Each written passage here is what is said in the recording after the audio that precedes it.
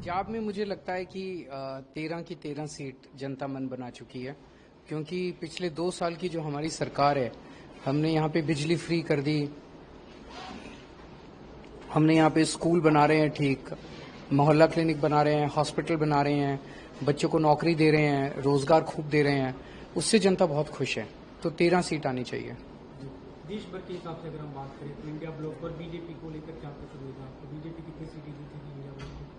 BJP को लेकर लोगों में बहुत रोष है, क्योंकि लोग महंगाई से और बेरोजगारी से बहुत त्रस्त हैं पूरे देश में। मैं अभी काफी घुमा हूं देश भर में, घर का खर्चा नहीं चल रहा, बच्चे बेरोजगार बैठे हैं। तो लोगों को उम्मीद है कि प्रधानमंत्री उनके कुछ उसका समाधान निकालेंगे।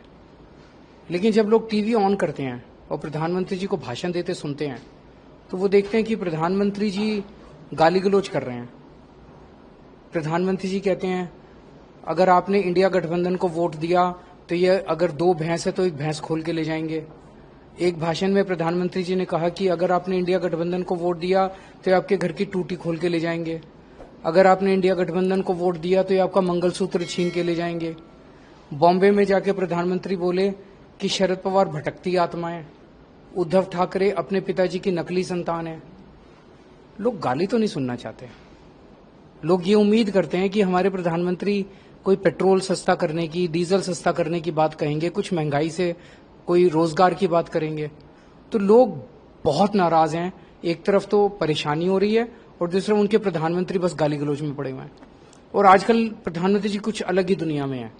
वो अभी पिछले 10-12 इंटरव्यू अगर आपने उनके देखे हो, तो प्रधानमंत्री जी अब खुल के बोल रहे हैं कि मैं आम इंसान नहीं हूं, मैं भगवान का अवतार हूं, मैं अपनी मां की पेट से पैदा नहीं हुआ, मैं इस पृथ्वी पे प्रकट हुआ हूं। मैं आपके माध्यम से देश के लोगों से पूछना चाहता हूं, क्या आप भी मानते हो कि मोदी जी भगवान है?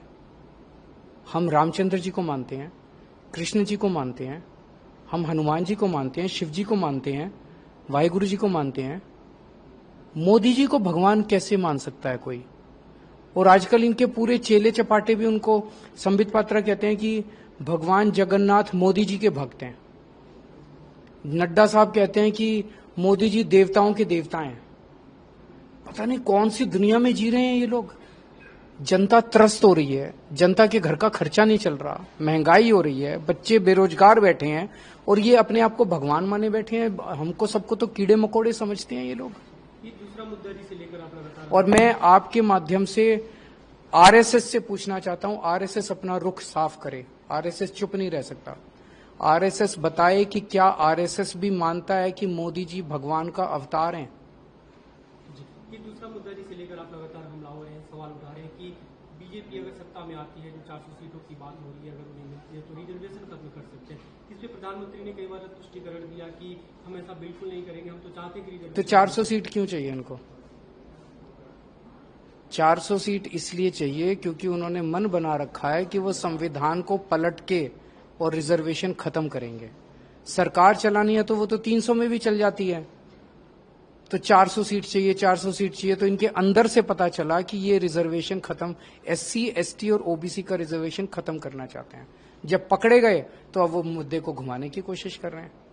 पंजाब के इन दिनों की आपकी जो कैंपेन हो रहे हैं, जो रैली रोड शो हो रहे हैं, गृह मंत्री अमित शाह का जो हालिया बयान था, उसे लेकर आप लगातार सवाल उठा रहे हैं कि पंजाब की सरकार खत्म कर दी जाए। भारत के इतिहास में पहली बार ऐसा हुआ गया कि कोई गृह मंत्री किसी राज्य में आता है। अभी लुधियाना आए 2 दिन पहले गृह मंत्री जी, और पंजाब के लोगों को धमकी दे के गए हैं, खुलेआम धमकी, गुंडागर्दी, कि 4 जून के बाद पंजाब के लोगों ने जो सरकार चुनी है उस सरकार को बर्खास्त कर देंगे, गिरा देंगे, और तुमने जो प्रधानमंत्री मुख्यमंत्री चुना उस मुख्यमंत्री को हटा देंगे। कैसे हटा देंगे जी? 117 में से 92 सीट है। ईडी भेजोगे, सीबीआई भेजोगे, क्या करोगे? डराओगे, धमकाओगे, खरीदोगे, क्या करोगे? मतलब खुलेआम गुंडागर्दी मचा रखी है। तो मैं अमित शाह जी को कहना चाहता हूं, पंजाब के लोगों का दिल बहुत बड़ा होता है। अब प्यार से मांगते तो 1 आध सीट दे देते, लेकिन अब धमकी दी है तो 1 जून को पंजाब के 3 करोड़ लोग बताएंगे, इस धमकी का जवाब देंगे। आपको 2 जून को जेल जाना था, फिर से तिहाड़ हुआ, और सुप्रीम कोर्ट में अपील की गई थी, वहां से कुछ राहत मिलती दिखी गई, तो आप तैयार हैं फिर से जेल जाने के? मैं बिल्कुल तैयार हूं और मुझे फक्र है कि मैं जेल जा रहा हूं अपने देश को बचाने के लिए। भगत सिंह का चेला हूं। भगत सिंह देश को आजाद कराने के लिए फांसी पे चढ़ गए।